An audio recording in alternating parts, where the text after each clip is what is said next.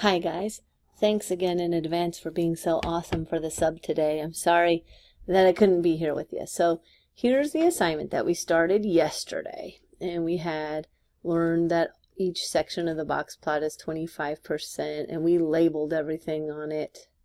And so I think we finished up through question number 3, and so we'll be starting on question number 4 today. So this is what the front page looked like that you did yesterday. All right, so if we pick up on page 4, problem number 4, it says refer to the following box and whisker plot that shows how much time was spent per night on homework for a freshman class during September. What percent spent more than 60 minutes? So here's the 60. So more than that would be 25%, right? So I'm going to encourage you today, if you're watching this, to try to do this by yourself first. Try it by yourself.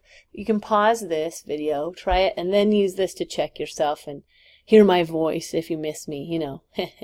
All right. What's the range of times that the middle 50% of the freshmen spent on homework each night? So we have to know that the middle 50% is the IQR, and the range of the IQR is from 20 to 60. So if we minus big minus small, we're going to get a range of 40 for the middle 50%. And what percent spent less than 20 minutes? So here's the 20. Less than that would be this way, so that's only 25% of them. So it's asking you things different ways, back and forth, to make sure you can read this, read a box and whisker plot, and then make sure you know what the question's asking.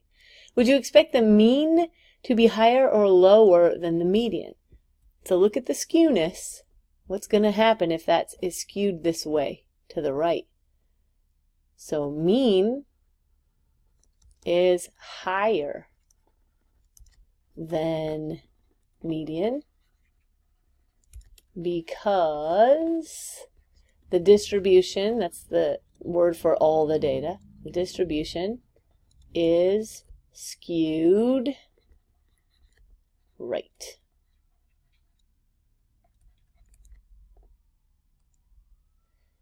And remember, you can always back up or pause or replay anything here that you like. So now we're referring to the box and whisker plots below that compare homework time per night with TV time per night for the same group of freshmen. What percent of the freshmen watch TV, so I'm looking at the bottom one, for at least, oh boy, that's important, at least. If you get confused about at least, it doesn't mean less than. Think about something scary like your mom telling you, you better come home from the mall with at least $20. You know exactly what she means. This much or more. That's what at least means. So you got to be careful when you read that. A lot of people see at least and they go less, but at least means 15 minutes or more. So how many of them watch 15 minutes or more going this direction? Hopefully you're saying 75%. Is it more common for a freshman at this high school to spend more than 1 hour on homework or more than 1 hour watching TV? And we have to really think about this. So 1 hour is 60 minutes, right? 60 minutes. So 25% of them do homework for more than an hour, and 50% of them watch TV for more than an hour. So more common to watch TV. And then for your explanation, you can say 50% do homework for more than an hour, while, oops, that's a mistake, isn't it? 25% do homework for more than an hour, right? Only 25% on the homework. And 50% watch TV more than an hour. So it's more common that they would be watching TV for a long time than doing homework. Oh, that's not you guys. All right, so here we go to answer some questions. Now, these are a little tricky. These are kind of like logic questions. So identify as if this is true or false or cannot be determined. So we have to think about what we can really see here. What we can see is a min and a max. We can see percentages. We can see a middle number, but we cannot see an average. We cannot tell exact data amounts. Like we don't know if a kid might have had 70 minutes here or 80 or, we don't know. So we can't see individual data values. So keep that in mind. So can we tell if some freshmen didn't watch TV that month? So here's TV. If they didn't watch TV, then their time would be what? 0, right? And if the minimum was 0, that means that there was somebody who didn't watch any TV. So that's true. The TV box and whisker graph contains more data than the homework graph. Is there more kids in here than there are in here? No, this is the exact same class of freshmen, right?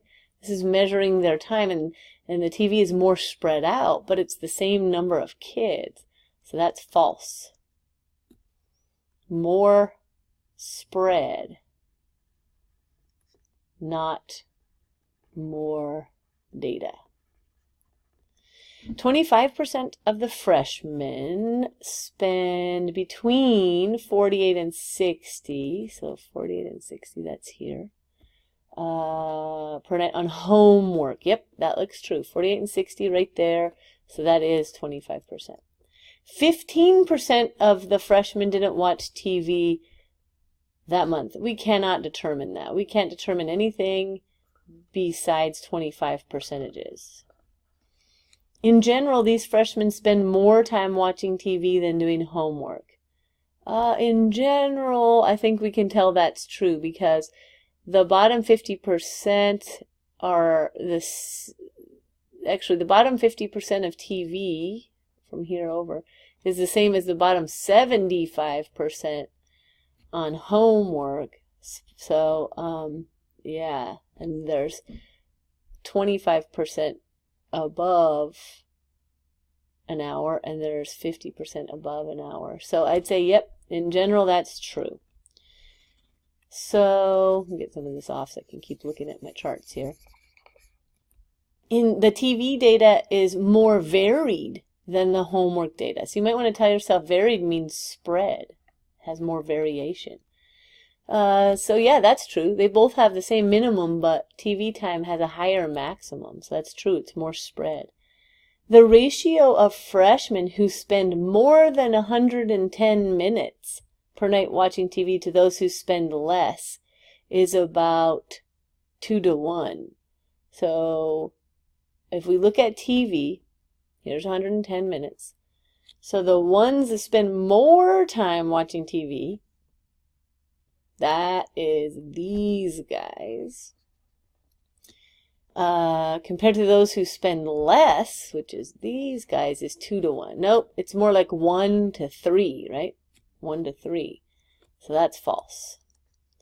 225 freshmen watch TV. No, we have no idea. That's how many minutes the kid that watched the most TV spent, but we don't know how many kids there were, so we cannot determine that.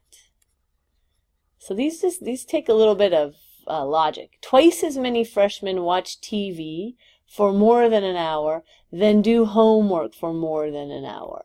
So let's see.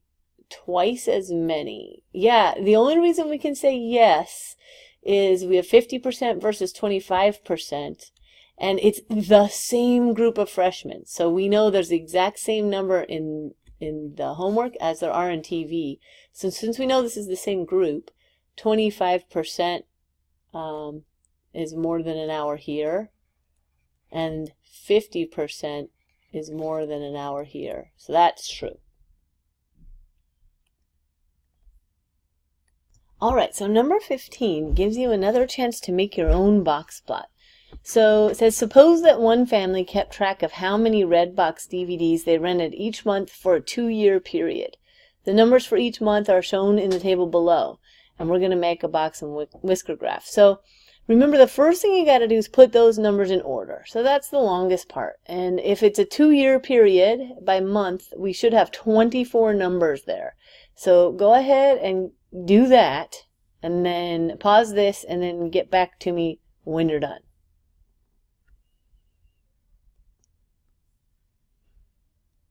All right, so hopefully you've got a list that looks like this.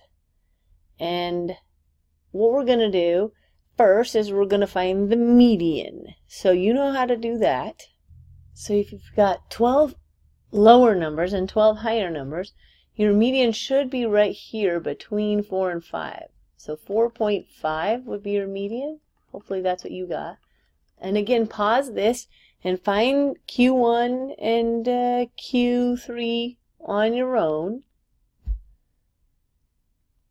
So hopefully you're coming up with Q1 being between these two. So if you add them up and divide by 2, you're going to get 2.5 for Q1.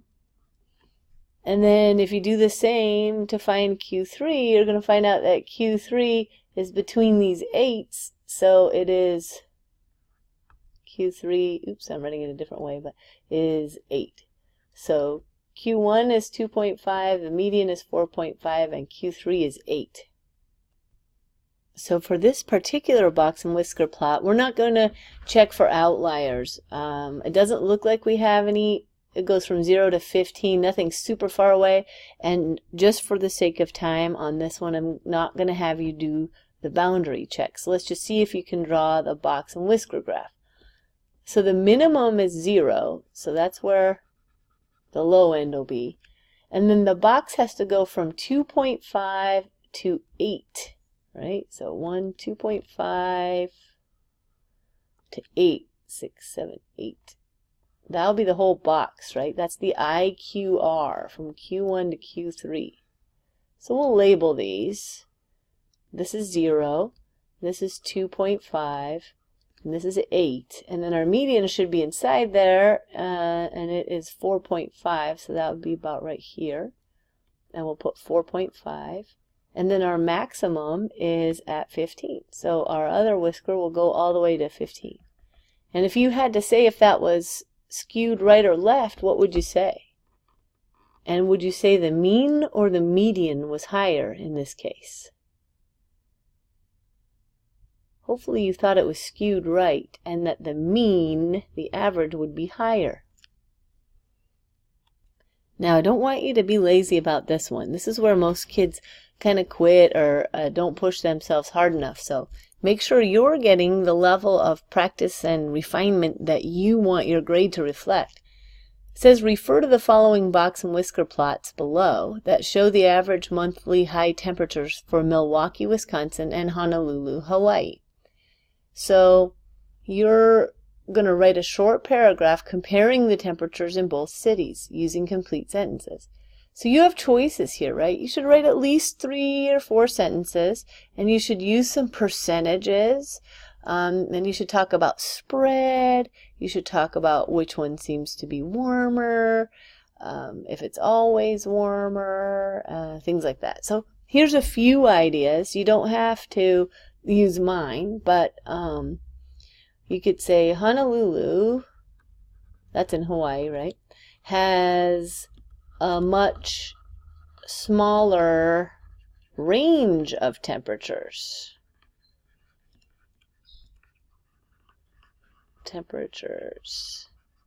From 80 to 88. It's always in the 80s in Honolulu. Milwaukee ranges from 26 to 80. That's pretty far. Another thing I'm noticing, you might notice different things, but is that 80 degrees is the maximum temp for Milwaukee and the minimum temp for Honolulu. So that's interesting. So find the things that you think are interesting. And the minimum for Honolulu. And then, let's see what else I might say.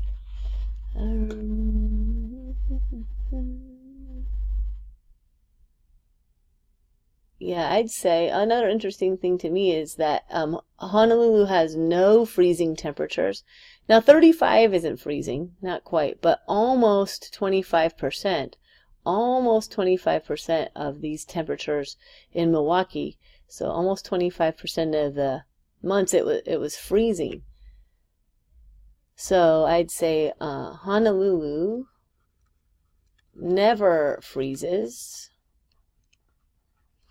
And because 32 degrees is freezing, right? If this is Fahrenheit, I'm not sure if you knew that. And 25% of the months were, or almost, better put almost 25% of the months were freezing in Milwaukee.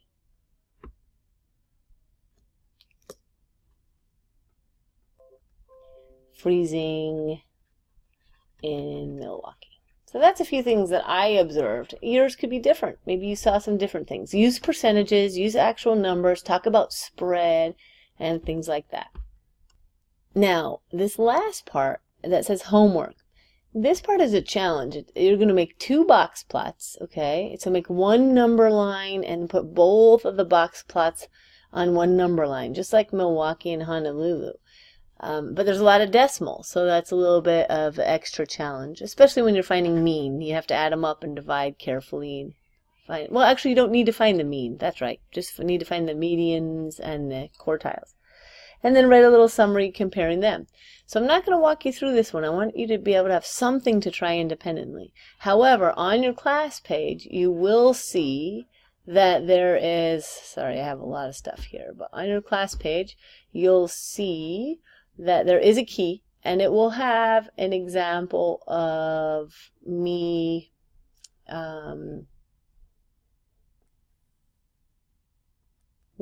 my example of my 2 box plots together. So you can definitely look at that, but you should give it a try on your own and see how you do and what your questions are. So there's some, if you scroll down, there's my example then of what those would look like, right? So there's my list of numbers and my 2 different box plots so that I can make some comparisons. So you can look at that on your JT Learn.